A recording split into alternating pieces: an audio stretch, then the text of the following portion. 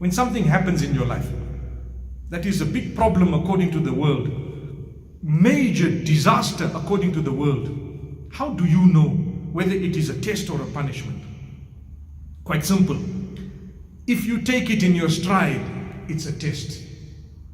Which means, if you're calm about it, yes, it will hurt you, it might shake you a little bit, but if you're calm about it, if it brings you closer to Allah, if it drew you towards Allah, it made you more humble, it made you a better person, it's a test, it cannot be a punishment.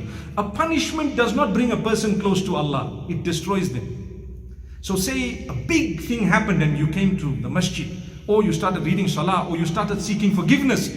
Allah says, that was a test. We loved you so much. We put a test so that you come close to us. But if something drives you away from Allah, makes you question Allah, makes you angry, makes you upset, makes you so angry and upset and hopeless, perhaps it's a punishment.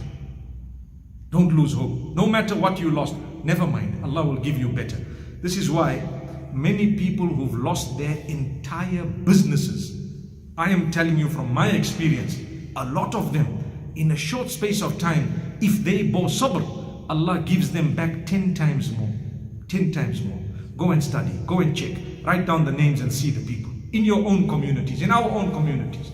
People who've lost things, and after, if they were sabr and salah, a few years later, they got so much back, they can't even believe. They will never, if their forefathers were alive, they would say, how did you get all of this?